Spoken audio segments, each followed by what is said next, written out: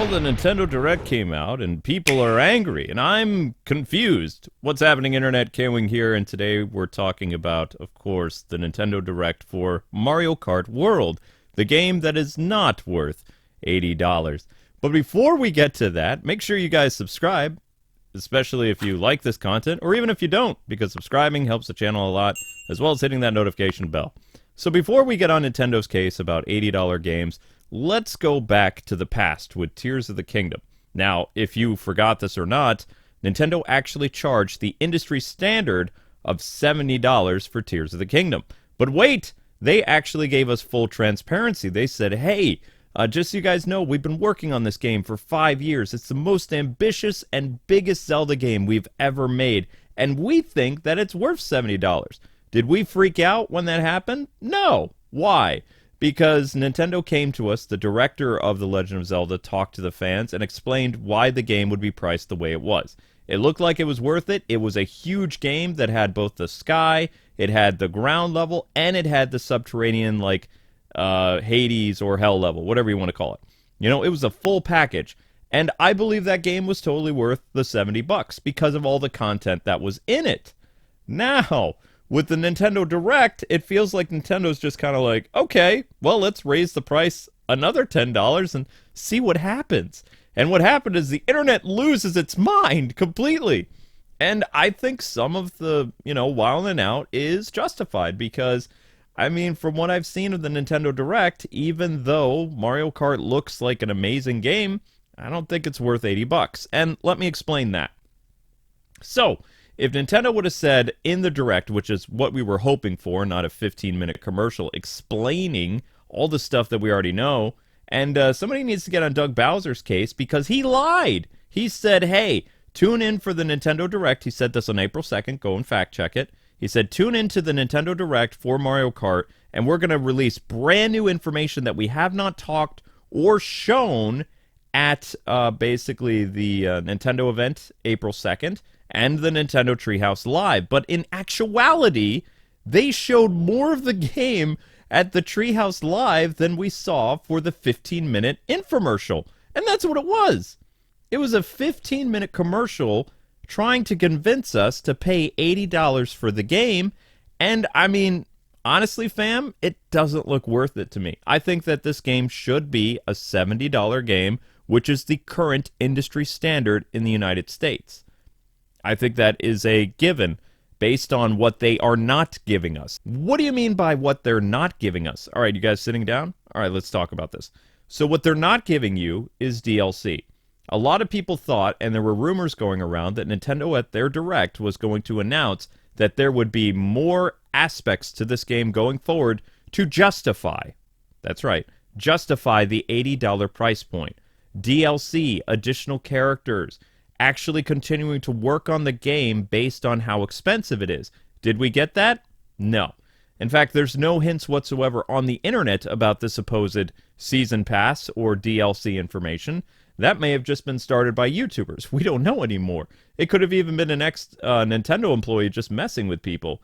But no, Nintendo did not come up and say, hey, we know this is expensive. This is a very ambitious Mario Kart game, but we got you. We are going to be pumping a lot of content into this for free over the next couple years, and we're going to continue to add to the life of the game. Did they do that? No. This is a cash grab. This is a game that most likely they have no additional stuff for it, and some of your fan-favorite characters are just gone because now you can play as a cow. And I'm not a hater either. I'm just stating the obvious. This is common sense stuff. Usually when a company comes forward and they say, hey, we're making a very expensive game, and this is why. They didn't really give us the why whatsoever. Some of the new additions. Okay, you get costumes from eating food at a Yoshi's restaurant. That's interesting, but it's not really worth, $80. I'm just saying. The idea of skins and stuff like that, it's cool. Yeah, you can have your characters look different, but you have to go to the fast food place, eat the food, and then you transform. I do like the new trick mechanic. I think that's kind of interesting. And it adds a little bit more, flavor to the Mario Kart games. Because tricks have always been in the Mario Kart games since Mario Kart 7, a little bit. And now they're even more so. So if somebody throws a shell at you, then you can dodge it, a little bit easier. And, with 24 racers frantically racing with you, that's going to create a lot of problems. So, dodging is something that you're going to have to do. You're going to have to go to Piccolo's school of dodging. So, I think that the tricks is a cool mechanic, actually. I have no problem with it. The free roaming, I'm more interested in that than I am doing the main Grand Prix stuff. The main Grand Prix stuff, they said there are 7 Grand Prix right now, and then Rainbow Road is magically unlocked later. But the Grand Prix are actually less now than what we've had in Mario Kart 8 Deluxe, which gave us so many more courses.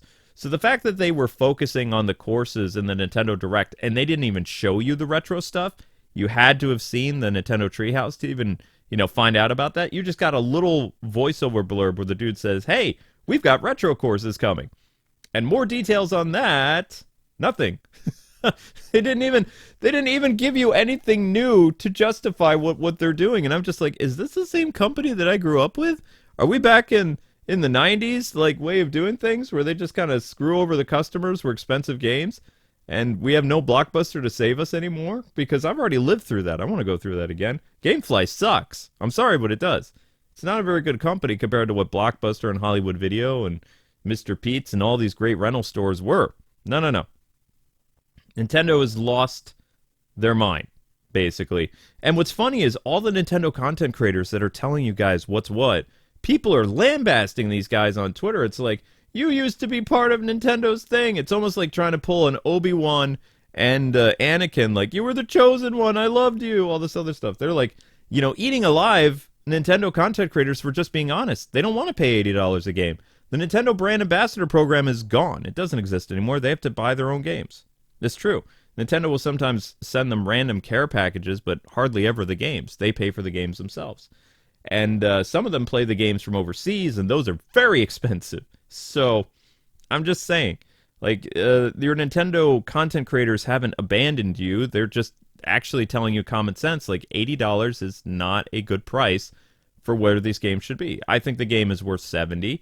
I think they should have announced, like, more features than the quality of life stuff. They literally spent an entire, 1 minute showing that you can make the game easier than it already is. And I'm just like, what? Who is this for? Is this for Kotaku? And I know power steering has been in Mario Kart for several years, but they never made a actual direct on it. It was a feature that was in the game that you could go and find and mess around with the options.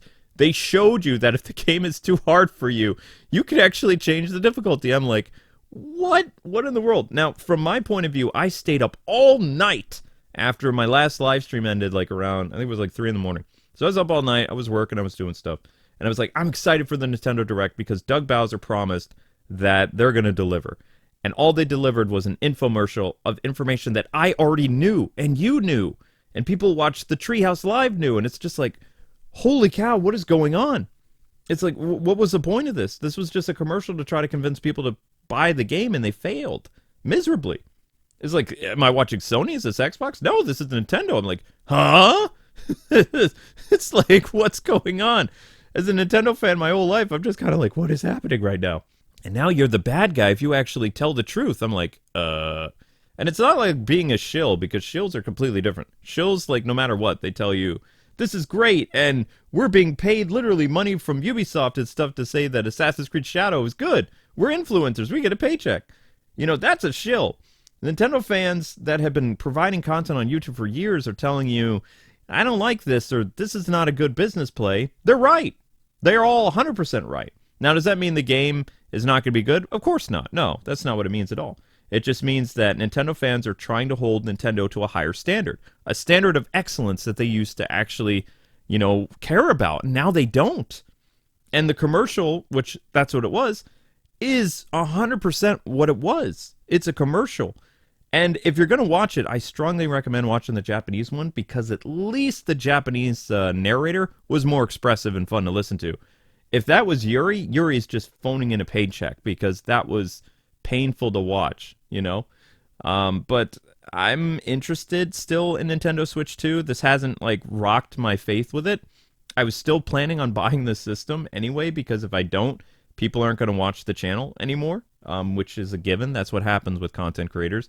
Either you bite the bullet and get the next system, or you're going to lose a good chunk of your audience. They're going to go to another YouTuber. That's just how it works. It's very cutthroat over here.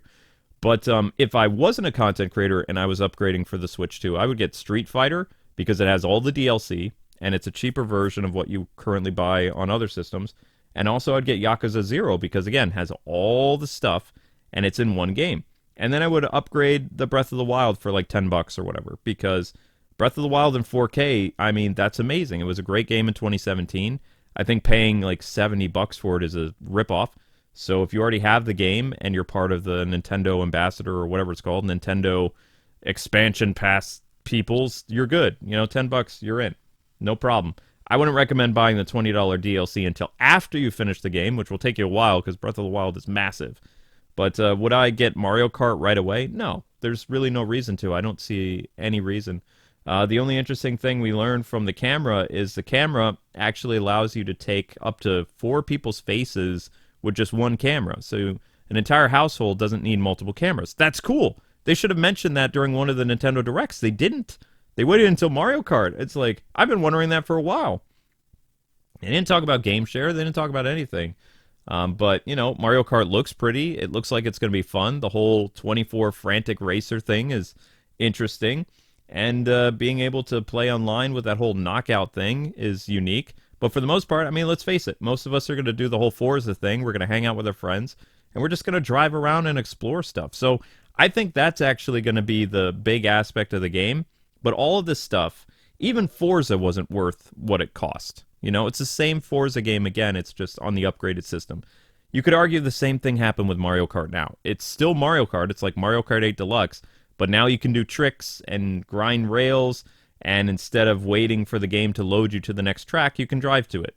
So, I mean, it is what it is. You know, if you're excited about it, let me know in the comment section below. If you're going to hold off on Mario Kart World, I'd like to know why you are. Is it because the $80 or the fact that the Nintendo Direct let you down? This is a safe place where Nintendo fans of all ages can discuss what they feel Nintendo is doing, either right or wrong, in the comment section below. So anyway, people, I hope you guys enjoyed this little recap / I have no idea what's going on with Nintendo. But have a great rest of your day. I will see you guys live later today. We're doing more Mario Kart DS, which is a lot of fun. And we have the 3DS and DS capture card working, so that means, yes, Mario Kart 7 will be showcased on this channel, along with Mario Kart Wii will be after that. And we're going to spend a lot of time on Mario Kart 8, both the Wii U and the Switch version, in May. It's going to be a blast. And then somehow we're going to cover Mario Kart World on June 5th. So we hope to see you guys there. All right, people. Until then, God bless, happy gaming. See you guys live later tonight. Peace.